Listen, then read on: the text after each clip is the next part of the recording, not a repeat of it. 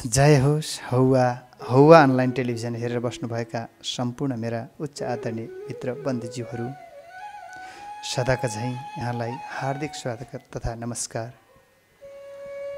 त उच्च आदरणीय मित्र बन्धुज्यूहरू, आज हामीले संसारमा सही र गलत, ठिक र बेठिक के हो भन्ने जब प्रश्नको उत्तर नआएसम्म सही र गलत पनि थाहा हुँदैन, ठिक र बेठिक पनि थाहा हुँदैन। ठिक बेठिक के हो होइन, सही गलत के हो होइन, के हो भन्ने होइन। त्यसै भएको कारणले तपाईँ हामीले सही गलत, ठिक बेठिक के हो होइन, सही गलत के हो र ठिक बेठिक चाहिँ के हो, सही के हो गलत के हो होइन, सही गलत के हो एकैचोटि प्रश्न, ठिक बेठिक के हो एकैचोटि प्रश्न, ठिक के हो र बेठिक के हो होइन प्रश्न, तर्क। सही गलत के हो, ठिक बेठिक के हो, तपाईँ हामीले यो बुझ्न जरुरत छ, यो बुझ्न अत्यन्तै आवश्यक छ। त उच्च आदरणीय मित्र बन्धुज्यूहरू, विगतका एपिसोडहरूमा मैले मानव शरीर स्वच्छ अथवा स्वास्थ्य चाहिन्छ र क्रान्ति भनेको स्वास्थ्य र शान्तिको भनेर हामीले जो दिँदै आएका छौँ, ती मध्ये स्वास्थ्य रहनलाई, शान्ति रहनलाई के आवश्यक हो भन्ने विषयमा हामीले जुन स्थूल शरीर, ऊर्जा शरीर, भाव शरीरको केही कुराहरू हामीले गरेका छौँ। त उच्च आदरणीय मित्र बन्धुज्यूहरू, आज विज्ञानले खोज गरेको मध्ये स्वास्थ्य विज्ञानभित्र स्थूल शरीरको मात्र ज्ञान हुन्छ। यो स्थूल शरीरको ज्ञान भनेको हामीले विभिन्न उपकरणहरूमा, हामीले प्रयोगशालामा लगेर हामीले पत्ता लगाउन सक्छौँ। शरीरको स्थितिहरू, शरीरको अवस्थाहरू र हामीले स्वास्थ्यकर छौँ भन्दैमा स्वास्थ्यकर नै भएको हो भन्न मिल्दैन। एउटा दृष्टिकोणले मिल्छ यो स्वास्थ्य विज्ञानबाट।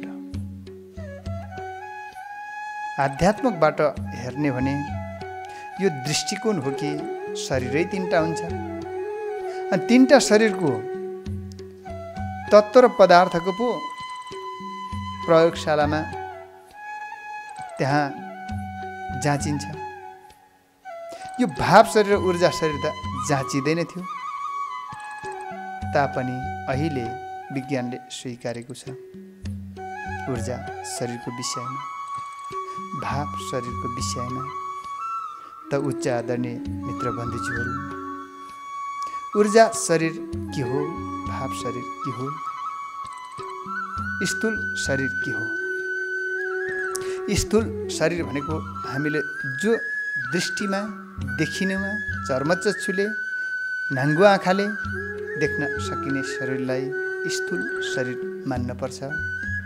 ऊर्जा शरीर भनेको शरीरको विभिन्न जैव रसायनहरूबाट, केमिकलहरूबाट बनेको शरीरलाई ऊर्जा शरीर भनिन्छ। भाव शरीर भनेको विचार, मन र भावना, तर्कहरूबाट प्राप्त भएका शरीरलाई भाव शरीर भनिन्छ। यी तीनटा शरीरहरूमा मध्ये सबैभन्दा पहिला प्रथमतः हामीले हेर्नुपर्छ भाव शरीरबाट। भाव शरीरबाट ऊर्जा शरीर उत्पन्न हुन्छ। ऊर्जा शरीरले स्थूल शरीरलाई नियन्त्रण र कायम राख्न सक्दछ अथवा कायम राख्दछ। जब हामी भाव शरीरलाई बिग्रियो भने मानसिक रोग भन्ने पनि चलन छ स्वास्थ्य विज्ञानले। र हामीले तीनटा रूपलाई अध्ययन गर्दाखेरि रोग कसरी आयो भन्ने कुरा प्रष्ट हुनेछ। स्थूल शरीरबाट मात्रै रोग हामी पत्ता लगाउन सक्दैनौँ। हामीले भाव शरीर र ऊर्जा शरीरलाई पनि स्थूल शरीर बराबर नै महत्त्व दिनुपर्ने हुन्छ। जब हाम्रो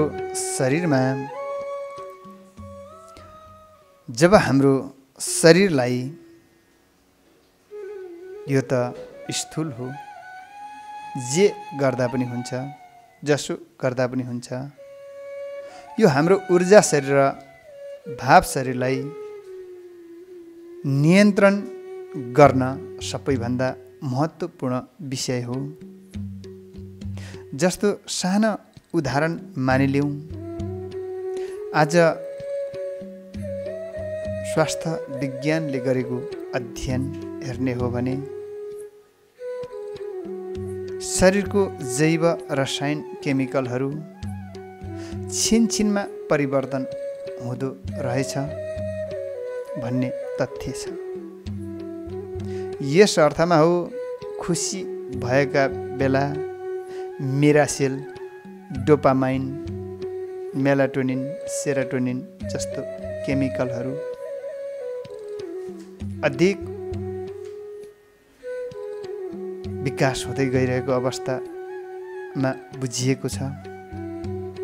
जब दुखी हुनु साथ हामीले स्ट्रेस भन्ने केमिकल अथवा हार्मोन्सले केमिकल उत्पादन गर्दो रहेछ। त्यसो भएको कारणले जब हामी भावबाट दुखित भइसकेपछि ऊर्जा शरीरमा गएर तपाईँ हाम्रो जैव रसायन केमिकलहरूलाई तुरुन्तै परिवर्तन गर्दछ। तिनै तुरुन्तै परिवर्तन भएको केमिकलले शरीरलाई प्रभाव पार्दछ। त्यही भएको कारणले हामीले तीनटा शरीरलाई मैले अध्ययन गरेको छु। त्यसो भएको कारणले तपाईँ हाम्रो महत्त्वपूर्ण विषय यो पनि हो कि यो तीनटा शरीरलाई गति र दूरी समय जस्तै विज्ञानको नियममा तपाईँ हामीले पालना गर्नुपर्छ। भोजन जे गर्यो विचार पनि त्यस्तै आउँछ। जस्तो विचार आयो रोग पनि त्यस्तै आउँछ।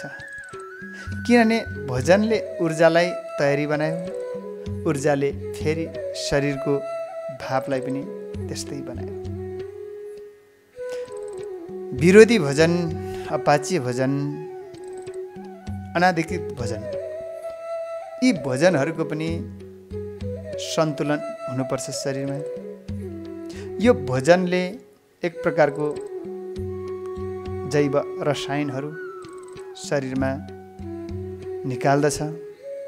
तिनै जैव रसायनको आधारमा स्वास्थ्य रहने कुरा एउटा विषयगत भयो भने अर्को विषयगत भावबाट हो।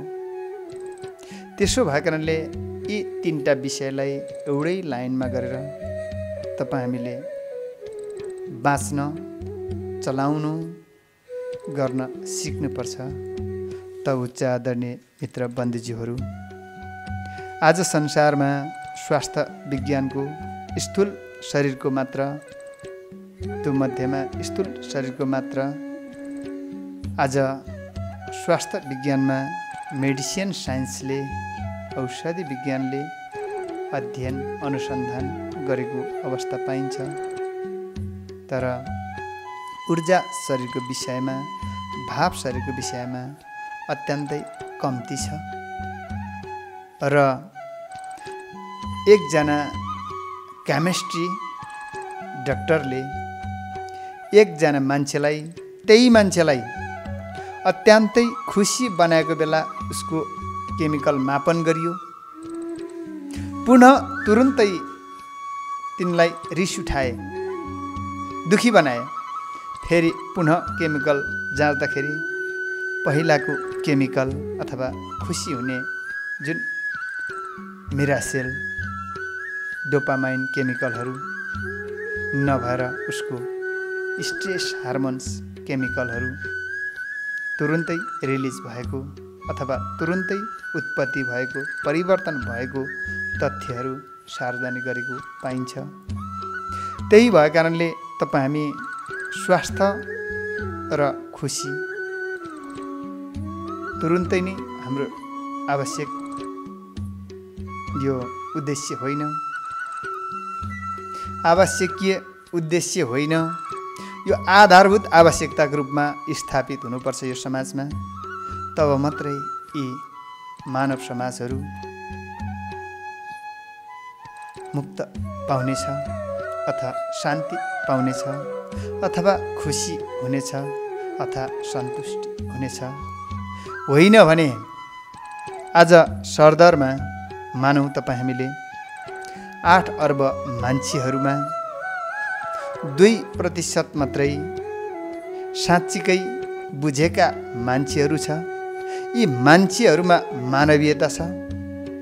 अरू बाँकी रहेका 98% हामी मानिसको कच्चा पदार्थ हौँ र हामीसँग मानवीयता पनि छैन। किन भन्दाखेरि हरेक प्राणीहरू प्रकृतिले दिएका देन छ, उनीहरू बाँच्न जान्दछ। त मान्छे खोइ त बाँच्न जाने। हामी बाँच्न किन जानेनौँ भन्दा हामीले अरू प्राणीहरूलाई प्रकृतिले क्वान्टम बायोलोजी सिस्टम उनीहरूको ब्रेन चल्छ भने हाम्रो त्यसरी नचल्दो रहेछ। हामीले हरेक कुरालाई अभ्यास, अध्ययन, अनुसन्धानबाट मात्र हामीले प्राप्त गरेको ज्ञान मार्फत मात्रै बाँच्न सकिँदो रहेछ। त्यसै भएको कारणले उच्च आदरणीय मित्र बन्धुजीहरू, हामीले आज 21औं शताब्दीको सङ्घारमा स्वास्थ्य र शान्तिको खोज गरौँ। स्वास्थ्य र शान्तिकै क्रान्ति आवश्यक म देख्छु। किनभने दिनानुदिन नौला रोगहरूले मानव समाजलाई अक्रान्त बनाएको छ। यिनै दुर्गन्धित बनाएको छ मानव समाजलाई, आतंक मचाइरहेको छ मानव समाजलाई। त उच्च आदरणीय मित्र बन्धुजीहरू, आतंकित मात्रै होइन, मृत्यु नै भए। यही कोरोना कालमा धेरै हजार लाखौँ मान्छेहरू मरे। यसैले पनि हामीले बुझ्नुपर्छ। हामीले आज प्राकृतिकले नै हामीलाई चाहिँ स्वास्थ्यको क्रान्ति केही गराएको अवस्था प्रमाणित भएको छ। होइन भने अरू देश जस्तै हाम्रो नेपालमा पनि कोरोना धेरैलाई लागे, यी सबैको मृत्यु हुनुपर्थ्यो अथवा 75% को मृत्यु दर बढ्ने सम्भावना हुन्थ्यो। हाम्रो भूगोल, हाम्रो भूमि, हाम्रो मुलुक अरूको भन्दा धेरै फरकमा अवस्था देखिन्छ। किन भन्दा हाम्रो जिरो लेभलको सतहदेखि 8848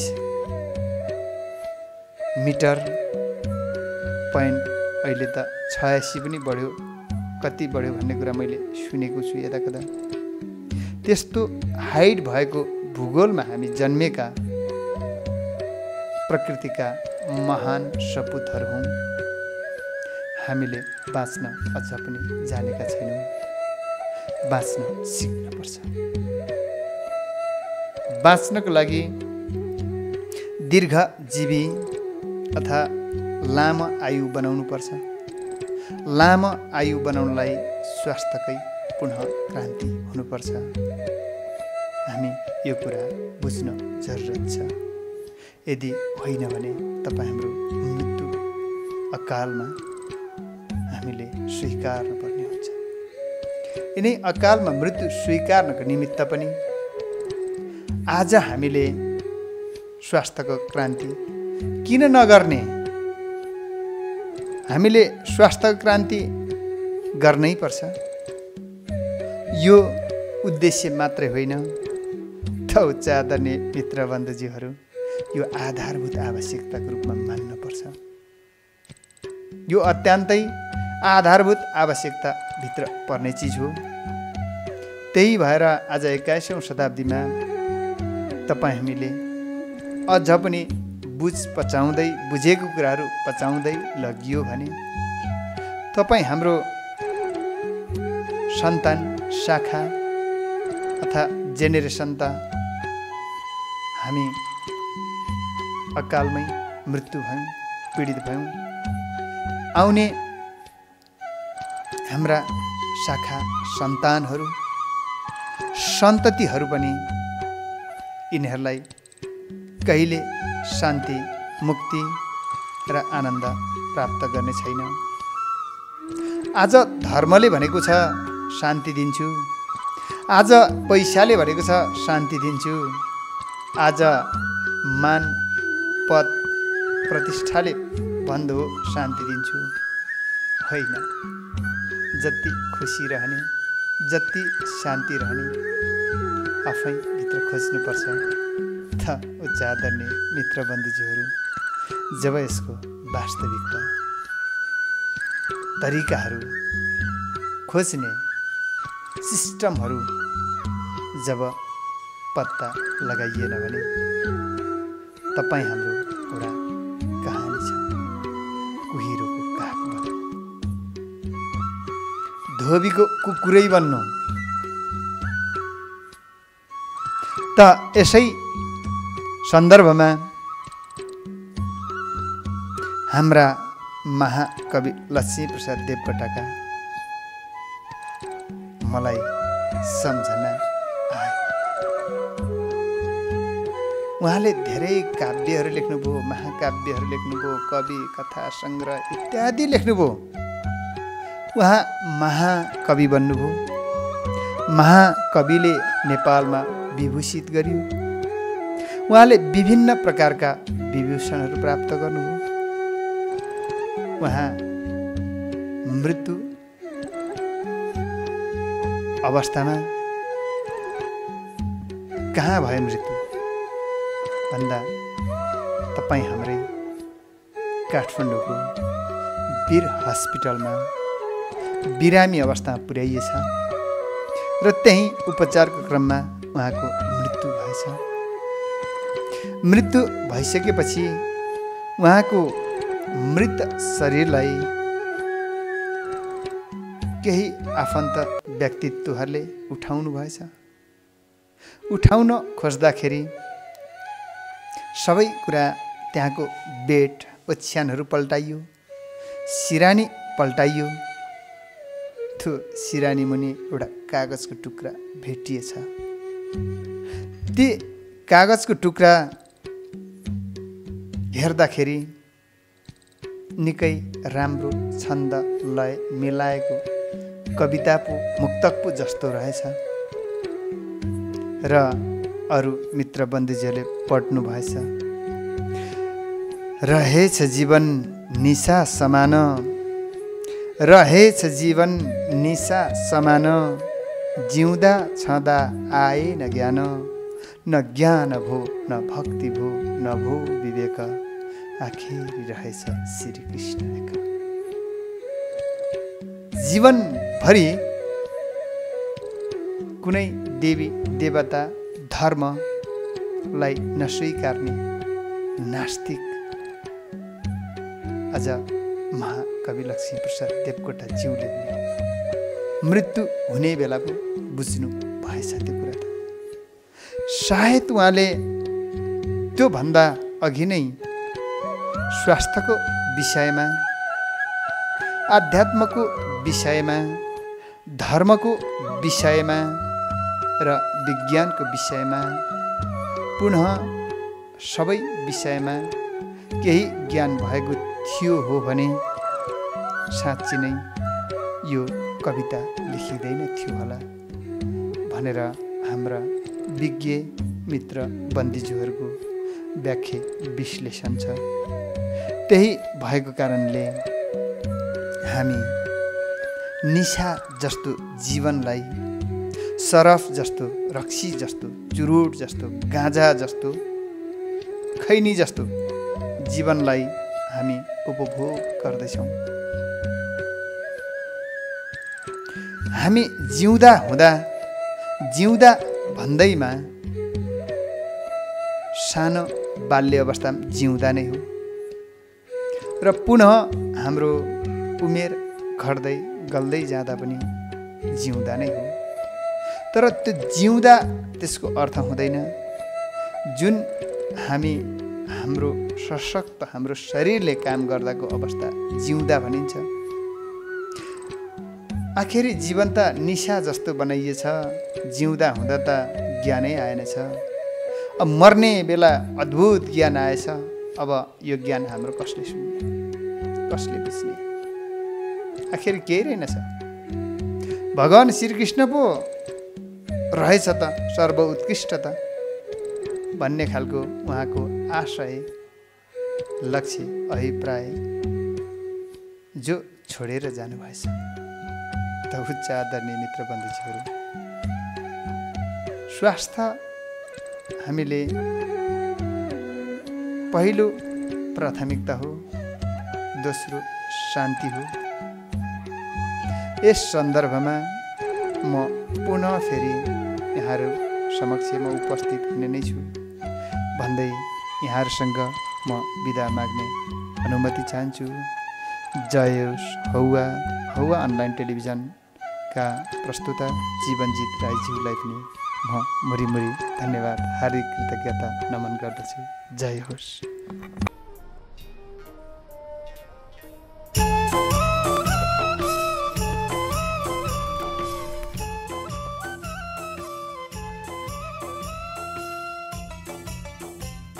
हौवा अनलाइन टिभी, तपाईहरुकै सुख दुःखका साथी।